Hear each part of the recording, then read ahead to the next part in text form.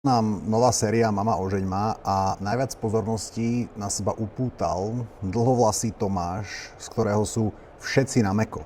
Najviac zo všetkých je z neho roztopený asi Pilsi, ktorý na svoj Instagram pridal viacej fotiek s Tomášom ako so svojou snúbenicou. Pilsi pod svoju fotku s Tomášom napísal popis, že čistá duša. A to je viac menej aj taký všeobecný konsenzus ohľadom tohto človeka. Každý má pocit, že je to nejaká neuveriteľne čistá duša.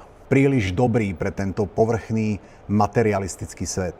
Ja som samozrejme tejto propagande nepodľahol a aj keď mi na začiatku prišiel celkom OK, tak teraz, keď na mňa vyskakuje na internete spoza každého rohu, som na neho doslova alergický. Ale nie som na neho alergický preto, že by bol nejaký zlý človek, alebo nejaký hlupák, alebo čo je len nejaký extra vadivý. On sám o sebe mi až tak nevadí. Som na neho alergický preto, lebo je absolútne nevýnimočný. A to by bolo úplne v poriadku, keby sa celé Slovensko netvárilo, že je to nejaký druhý príchod Ježiša Krista. Strašne mi vadí, keď sa ľuďom dáva kredit, obrovský kredit za nič. A Tomáš konkrétne má tento obrovský kredit za to, že je chudobný a že o tom úprimne hovorí v každej druhej vete, aký je strašne chudobný. A to Slovákom stačí, aby sa do niekoho zamilovali. Ale Slováci sú už raz takí. My